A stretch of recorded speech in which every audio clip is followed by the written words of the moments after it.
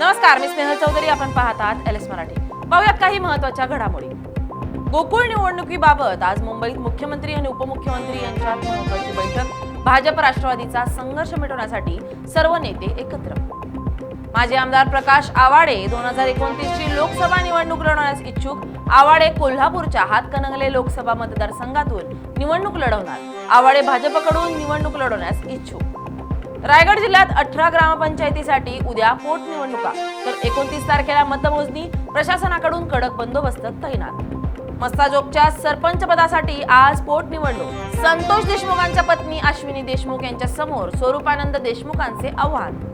मुंबई पालिकेचे सहाय्यक आयुक्त नितीन शुक्लांवर गुन्हा दाखल. नितीन शुक्लांकडून लग्नाचं आमिष दाखवून 3 वर्ष महिलेवर लैंगिक अत्याचार. बीड जिल्ह्यात उष्णतेचा पारा वाढला. ग्राहकांना दिलासा मिळावा यासाठी हॉटेल चालकाने स्प्रिंकलरच्या जुगाडाची सर्वत्र चर्चा. हिंगोली कृषी बाजार समितीच्या सहाय्यक सचिवावर निलंबनाची कारवाई.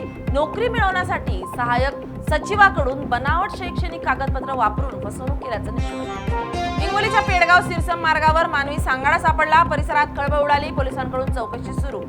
धाराशिवच्या जळकोटमध्ये लांडग्यांचा मेंढरांवर हल्ला. हल्ल्यात 63 मेंढरांचा मृत्यू.